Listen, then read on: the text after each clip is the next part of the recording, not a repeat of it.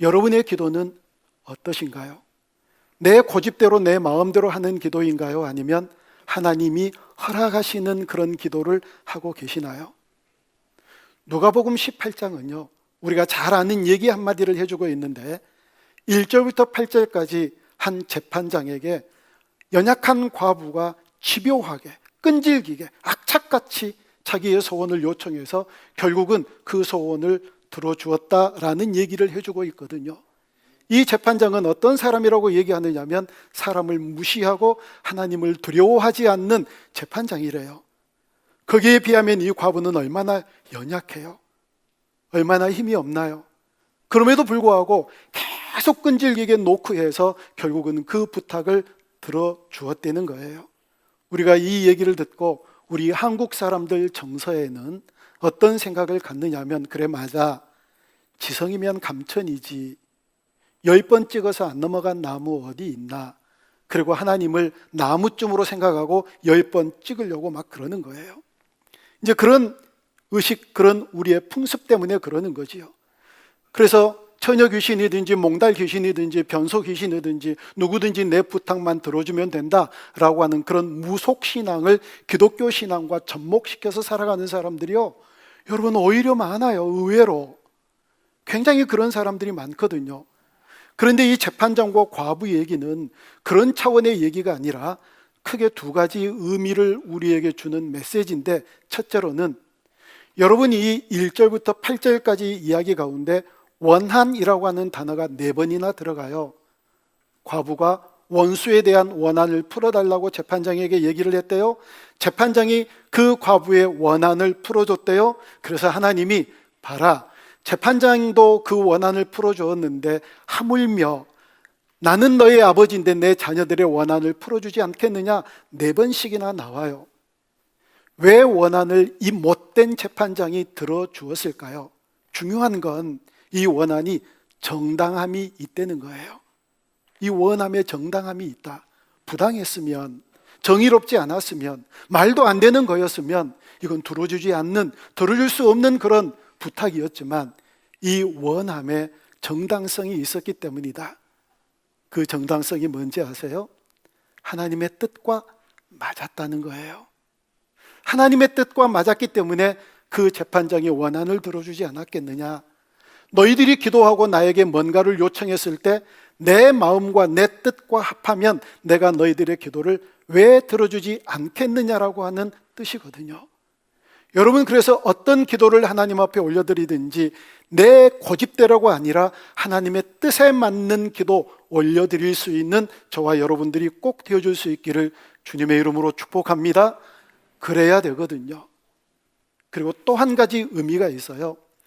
여러분, 오늘 우리가 읽지는 않았지만 누가복음 18장 1절에는 이 재판장과 과부의 이야기, 이 비유를 전해주면서 이 비유를 전해주신 의도하심이 무엇이었는가를 얘기를 해주는데, 항상 기도하게 하기 위해서, 그리고 기도할 때 낭망하지 않고 낙심하지 말고 끝까지 기도하게 하기 위한 비유로 주신 거예요. 그리고 이 비유를 쭉 얘기를 해주시더니 이 비유 마지막 18장 8절에서 뭐라고 얘기를 하고 있는지 우리 한번 같이 읽어봐요. 시작. 내가 너희에게 이르노니 속히 그 원한을 풀어주시리라. 그러나 인자가 올 때에 세상에서 믿음을 보겠느냐 하시니라. 아멘. 그 원한을 내가 너희들에게 들어주지 않겠느냐, 그러면서 좀 뚱딴지 같은 얘기가 나오지요. 세상에서 너희들의 믿음을 보겠느냐. 아니, 믿음 보셔야 되잖아요. 믿음으로 구원 얻잖아요. 우리의 믿음 아니면 어떻게 하나님 나라에 들어갈 수 있죠? 그런데 세상에서 너희의 믿음을 보겠느냐. 도대체 이 얘기가, 이 의미가 이 기도 끝에 가운데, 재판장과 과부의 끝에 가운데 이 얘기 끝에 이 얘기가 왜 나왔는지를 알려면 고린도전서 4장 9절을 읽어보아야 돼요. 자, 고린도전서 4장 9절 말씀을 함께 읽어봅니다. 시작.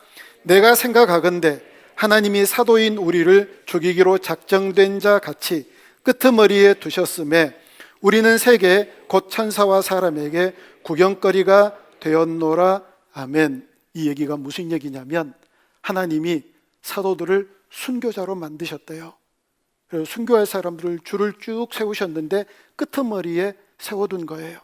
이 순교자들을 한 사람씩 한 사람씩 처형합니다. 어떤 사람은 굶주린 짐승의 밥에 던져지기도 하고, 어떤 사람은 화형에 처하기도 하고, 어떤 사람은 목을 잘리기도 하고, 또 목 메어 죽이기도 하는 이런 죽임을 당하는 순교자의 반열에 있는데, 이런 사람들을 바라보면서 세상 사람들이 뭐라고 그랬을까요? 저 예수 믿을 때부터 내가 알아봤어. 예수님 믿는다며. 그래서 믿는 그 값이 그 정도야. 어떻게 그렇게 죽을 수 있나? 아니, 너희들 구원받는다며. 예수 믿어서 구원받는다며. 짐승의 밥으로 끌려가? 불에 던져져? 목매어 죽어? 어떻게 그럴 수 있나? 그러면서 사람들이 손가락질하고 조롱한다는 거예요.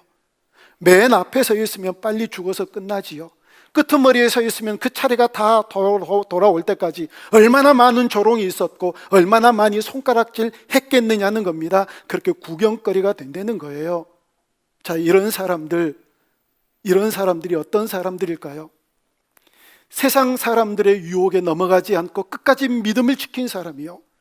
세상 사람들은 우리에게, 예수 믿는 사람들에게 뭘 요구하는지 아세요? 너희들 왜 그렇게 특별나게 살아? 너희들만 예수 믿는 사람들이야? 좀 타협해봐. 한 번만 비굴해지면 돼. 한 번만 무릎 꿇고 굴복하면 돼. 그러면 너희들이 편하게 세상살이를 할 수 있는 방법들은 얼마든지 있어. 이렇게 유혹할 때 다 속절없이 무너지거든요. 자기가 지금까지 가지고 있었던 모든 믿음 다 버려버리거든요. 그래서 주님께서 내가 세상에 믿음을 보겠느냐? 이건 반어법이에요. 그렇게 믿음을 저버리고 믿음을 던져버린, 믿음을 이제까지 없었던 믿음으로 간주해버린 이런 허접한 신앙생활을 하는 사람들이 너무 많은 것을 바라보면서 내가 세상에 믿음을 보겠느냐? 그런 유혹 속에서 다 자기의 믿음을 던져버리고 대세를 쫓아가니까요. 요한계시록은 얘기해요. 대세를 쫓아가는 것이 아니라 그리스도인들은 그 대세를 거스르며 가는 사람이라고. 그래야 승리할 수 있다고요. 믿음을 보겠느냐는 얘기는 그 얘기거든요. 여러분, 요한계시록 6장은 뭘 얘기를 해주느냐면, 이제 이 세상에 하나님의 진노와 심판이 어떻게 쏟아지는가에 대해서 시작하는 게 요한계시록 6장인데, 요한계시록 6장 9절부터 10절은 이런 말씀이 기록되어져 있어요. 자, 9절부터 10절 말씀을 우리 같이 한번 읽어봅니다. 시작. 다섯째 인을 떼실 때에 내가 보니 하나님의 말씀과 그들이 가진 증거로 말미암아 죽임을 당한 영혼들이 제단 아래에 있어 큰 소리로 불러 이르되 거룩하고 참되신 대주제여, 땅에 거하는 자들을 심판하여 우리 피를 갚아주지 아니하시기를 어느 때까지 하시려 하나이까. 아멘. 여러분, 이 얘기가 무슨 얘기냐면, 하나님의 말씀을 증거하고 죽었다가 다시 살아나신 예수님을 증거하는 증인으로 살았는데 그런 것 때문에 죽임을 당했대요. 아니, 전도하다가 죽임을 당했대요. 선교하다가 죽임을 당했대요. 이런 사람들이 얼마나 많나요? 우리 한국으로 왔던 선교사님들이 그렇게 죽임을 당해서 그러한 비문들이 저기 서울의 양아진에 예수병원 뒷동산에 그들의 비문이 그대로 놓여져 있잖아요. 그렇게 죽임을 당한, 예수님을 증거한 것 때문에 죽임을 당한 이런 사람들이 하나님께 외치는 거예요. 하나님, 주의 말씀을 증거하다가 예수 그리스도의 증인되어 살다가 내가 이렇게 죽었는데 나를 이렇게 죽인 내 원수들을 왜 가만히 두십니까? 언제 그 원수들을 갚아주실 거예요? 이 과부의 원한과 똑같은 거예요. 원수에 대한 원한을 갚아주세요. 원수에 대한 원한을 갚아주세요. 이 죽은 믿음의 선진들이 이렇게 얘기를 하는데 하나님 언제 갚아주실 거예요? 그 얘기거든요. 언제 갚아주실까요? 계시록에 또 그 답이 나오더라고요. 요한계시록 8장 4절이에요.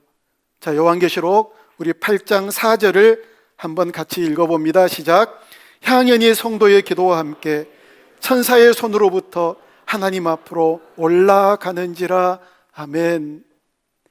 우리의 기도가, 그들의 기도가 천사들의 손에 들려져서 하나님께 올라간대요. 그러면 됐지요. 하나님께 이미 보고가 다 됐고 하나님은 그 모든 보고들을 접수하셨거든요. 그러면 돼요. 이제 하나님이 어떻게 일하실까를 그냥 두고 보면 될 일이거든요. 기억하시게요? 우리의 기도가 정당한 기도가 된다, 하나님 뜻에 합한 기도가 되어야 된다는 것과 기도해도 응답이 안 된다고 믿음을 저버리거나 낭망하지 아니하고 반드시 천사들의 손에 올려져서 하나님 앞에 접수된다, 하나님이 반드시 들으신다, 이 확신을 가지고 기도하는 우리 모두가 되어줄 수 있기를 주님의 이름으로 축복합니다. 그러면 이런 기도를 어떻게 드려야 하나요? 오늘 설교 제목이죠. 이 기도를 우리가 어떻게 드려야 할까요? 오늘 본문 14절을 우리 다시 한번 같이 읽습니다. 시작.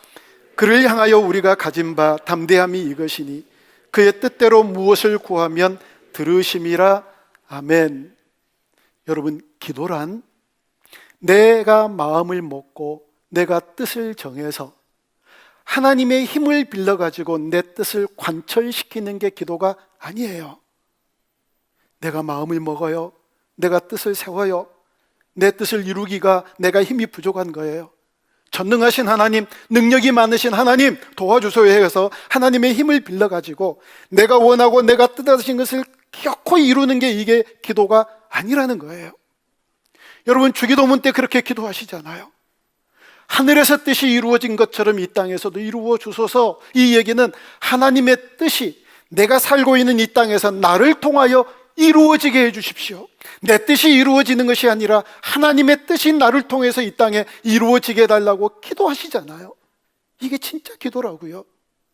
조심해야 될 것은 하나님의 뜻이 이루어진다라고 얘기할 때 하나님이 주신 설계도대로 그대로 이루어진다고 착각하면 안 돼요. 여러분, 설계도란 시공사가 그 설계도를 가지고 집을 지을 때 설계도대로 해야 돼요. 만약에 설계도가 어긋난 시공을 하면 시공사와 설계사가 마찰이 생겨요. 그리고 어긋나게 시공을 하면 준공검사가 안 떨어져요. 설계도는요, 정확하게 그 설계도로 해야 돼요. 하나님이 우리에게 설계도 주시지 않으셨어요.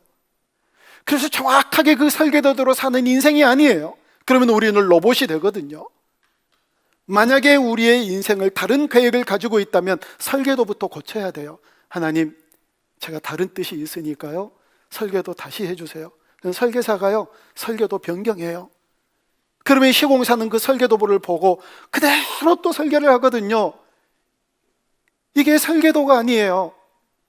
이건 뭐하고 마찬가지느냐면 하나님께서 전쟁을 보내실 때 우리에게 세워주신 작전 계획과 똑같아요. 물론 계획이 있지요.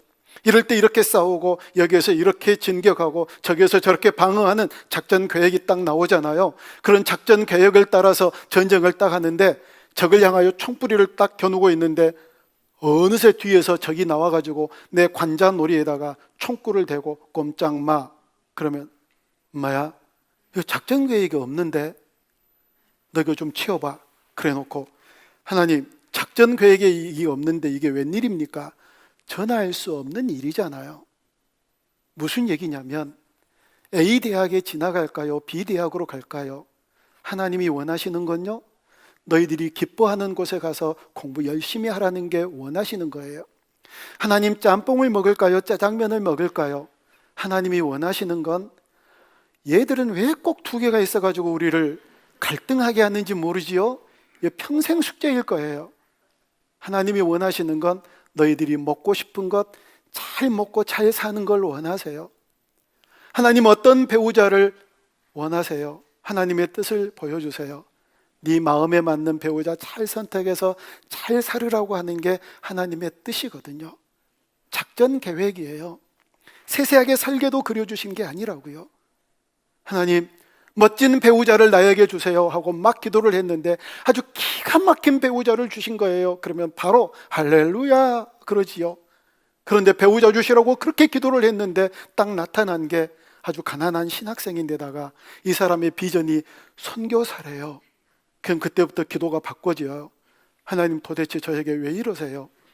여기서 이러시면 안 됩니다. 하나님, 다시 고려해 주세요. 다시 검토해 주시기 바랍니다. 이게 무슨 얘기인지 아세요? 하나님께서 나를 통하여서 하나님의 뜻이 이루어지기를 원하는 그런 기도하지만 실제로는 내 뜻과 맞지 않으면 데모를 하는 거예요. 시위를 하는 거예요. 하나님 뜻 바꿔주세요. 좀 정신 좀 똑바로 차리시고 하나님이 뜻을 좀 바꿔주세요 하고 시위하는 것과 똑같다고요. 이게 우리의 모습일 수 있어요.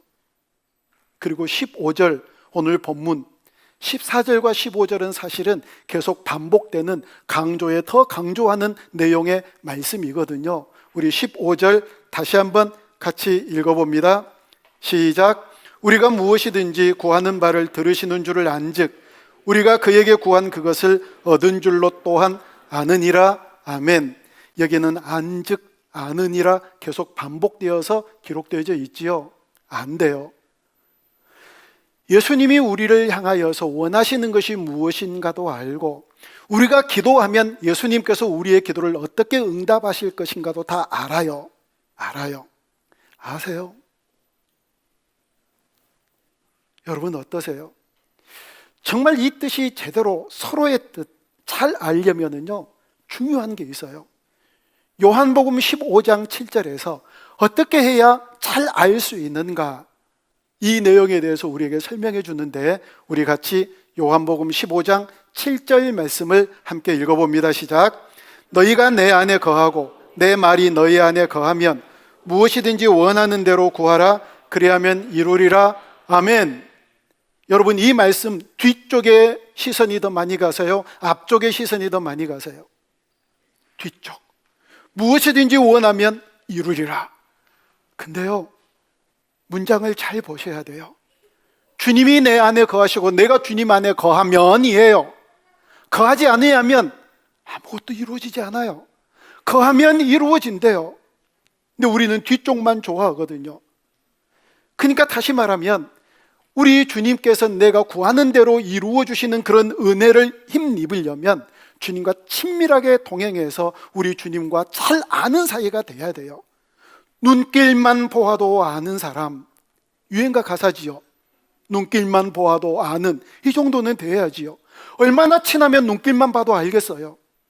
그래서 그렇게 잘 아는, 서로를 잘 아는, 서로가 친밀하게 교제해서 잘 아는 이런 사람들에게는 하나님의 뜻을 알려주세요. 내가 쟤에게 알려주면 쟤는 금방 알아들어. 그리고 내 뜻대로 인생을 살아가 순종차례.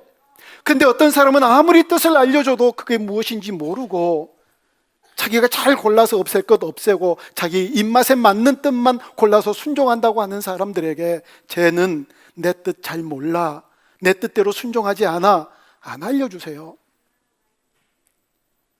정말 하나님을 아는 것은 하나님과 친밀하게 교제함이 우리 가운데 있어야 되거든요. 사랑하는 여러분, 어떻게 기도할까요? 중요한 게 있어요. 하나님과 친밀하게 교제하면서 하나님이 우리에게 원하시는 것이 무엇인지, 우리를 향하여 뜻하고 계시는 것이 어떤 것인가를 잘 알아서 하나님의 뜻대로 기도하는 그런 기도의 사람들이 되는 거예요. 이게 계속 연결되어 있죠. 하나님과 친밀해야 하나님을 잘 알고, 그래서 하나님의 뜻을 바로 알아서 그 뜻대로 순종하며 살아가는, 또 그 뜻대로 기도하는 자들에게 놀라운 응답의 열매 허락해 주실 줄 믿습니다. 마지막 결론이에요. 이 결론을 빌립보서 4장 19절을 가지고 함께 맺으려고 합니다. 우리 빌립보서 4장 19절을 같이 읽습니다. 시작. 나의 하나님이 그리스도 예수 안에서 영광 가운데 그 풍성한 대로 너희 모든 쓸 것을 채우시리라. 아멘. 채워졌나요? 너의 쓸 것이 다 채워졌나요? 여러분 쓸 것이. 이게 뭐 특별하게 잘못된 번역은 아니지만 이것보다 더 좋은 번역은 우리의 필요를 채우신다. 영광 가운데 우리의 필요를 채우시는 주님이세요. 그런데 이게 좀 어려운 게, 필요를 채워주실 때 주님 제가 이게 필요해요. 그럼 딱딱딱딱 채워주시면 얼마나 좋겠어요. 뭐가 문제지요? 그런데 문제는 내 필요가 아니라 하나님이 필요할 때 채워주신대요. 무슨 얘기냐면 하나님이 우리를 바라보시면서 얘에게는 이게 필요하네 채워주시고, 이 사람에게는 이게 필요하네 하고 채워주시는 그런 말씀이에요. 하나님이 하나님의 필요를 따라서 우리를 채워주신대요. 왜 그런지 아세요? 우리가 원하는 이 필요라고 하는 게 대부분 욕심이거나 거품이니까요. 예를 들면 여러분, 아이가 텔레비를 보면서 셰프가 나와가지고 막 그냥 현란한 솜씨로 무를 착착 자르니까 엄마 아빠가 들어오니까 아빠 나 저 칼 사줘 이런 거예요. 사주면 그거 부모 아니잖아요. 안 사주니까 땡깡을 부리며 울기 시작해요. 막 우는데 이거 안 사주면 안 될 만큼 숨이 넘어가도록 울어요. 막 죽을 듯이 울어요. 막 집어 던지고 엄마 아빠를 때리고 난리를 피우면서 울어요. 사줘요? 그래도 안 사줘요. 그러니까 이 애가 울다 시름시름 알아서 죽었더라. 그런 광고 들어보셨어요? 그런 얘기 들어보셨어요? 여러분, 뭔가를 소원하고 뭔가를 간절히 원하고 이것 아니면 죽을 처럼 하나님 앞에 막 구하다가 근데 그게 이루어지지 않았는데 어떤 집사님 결국 그거 이루어지지 않아서 시름시름 앓다가 소천하셨더라. 그 얘기 우리 한 번도 들어보지 않잖아요. 그렇게 죽을 듯이 때를 썼던 이 아이 몇 시간이 지나면 언제 그랬느냐는 듯 엄마 아빠 또 다른 걸로 기뻐하고 헤헤 웃고 재롱 떨고 그러잖아요. 왜 그러나요? 아니 시름시름 앓다가 죽어야 되잖아요. 근데 왜 그러나요? 그때 그렇게 땡깡 놓았던 그 요청이, 그의 요구가 욕심이거나 허황됐거나 잘못된 것이었으니까요. 하나님께서 우리의 필요를 따라서 채워주시는 분이 우리 하나님이세요. 사랑하는 여러분, 마귀는요 우리로 하여금 기도하지 못하게 해요. 말씀드렸잖아요. 기도는 하나님과 친밀하게 동행하면서 내가 주님 안에 거하고 주님이 내 안에 거하시며 우리가 구할 것을 이룸받는 게 기도인데, 그러면 사단이 우리 속에 들어올 틈이 없거든요. 집요하게 반대를 해요. 이것도 못하게 하고 저것도 못하게 하고, 내가 좀 마음 먹고 기도하려고 딱 시작하면 그거 방해하는 게 이게 사탄이거든요. 그런 적 없으셨나요? 마음 먹고 좀 기도하려고 그랬더니 웬 일들이 그렇게 생기나요? 마음 먹고 좀 기도하려고 그랬더니 웬 사건들이 그렇게 터지나요? 무릎 꿇지 못하게 하고 기도하지 못하게 하는 그런 요소들이 얼마나 많은데요. 사단을 기쁘게 해줄 것인가, 우리 주님을 기쁘시게 해드릴 것인가를 생각해야지요. 일상에서 우리 주님과 친밀하게 동행하면서 우리 주님께서 우리에게 원하시는 것이 무엇인가를 알아 눈빛만 보고도 아니까, 아 그렇구나, 하나님이 이걸 원하시는구나, 내 사랑하는 주님이 이걸 바라시는구나. 그래서 그 뜻대로 구하고 그 뜻을 이루어드리며 살아가는 복된 기도의 사람들이 다 되어줄 수 있기를 주님의 이름으로 축복합니다.